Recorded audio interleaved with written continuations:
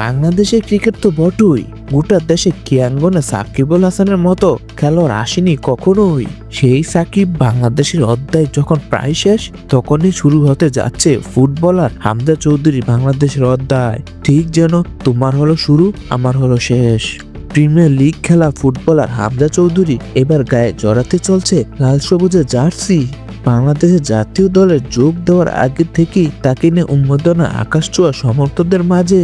17 March বাংলাদেশে পা রেখে সেই ব্যাপারটা ভালোইভাবে টের পেয়েছে হামজা চৌধুরী। হামজা বাংলাদেশে আসার আগ থেকে সামাজিক যোগাযোগ মাধ্যম বেশি বেড়াচ্ছে একটি প্রশ্ন, কে বাংলাদেশে বড় সুপারস্টার, হামজা নাকি সাকিব?